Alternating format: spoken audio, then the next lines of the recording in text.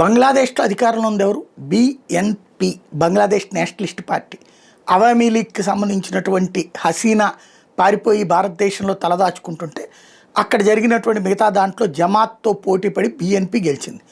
BNP ప్రభుత్వ పరంగా బంగ్లాదేశ్ ప్రభుత్వం మనతో పాజిటివ్గా ఉన్నట్టు నటిస్తుంది, కానీ భారతదేశాన్ని ముక్కలు చేయాలనే ఎజెండా బిఎన్పికి కూడా ఉంది.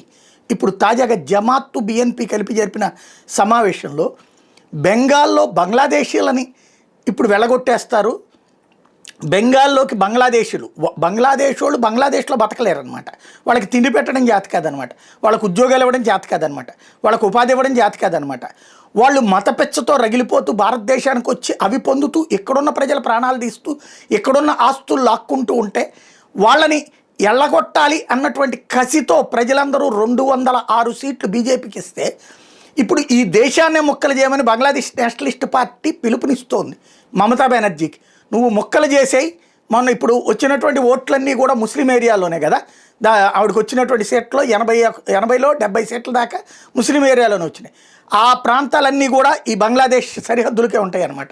వాటిని చీల్చేసేయి, స్వతంత్ర దేశం ప్రకటించుకో, నీ వెనకాల మేము ఉంటామని పిలుపునిస్తున్నటువంటి బహిరంగంగా దేశాన్ని ముక్కలు చేయాలని పిలిపిస్తున్నటువంటి నీచమైన పరిస్థితి ప్రస్తుతం చూడాల్సినటువంటి సిచ్యుయేషన్ వచ్చింది.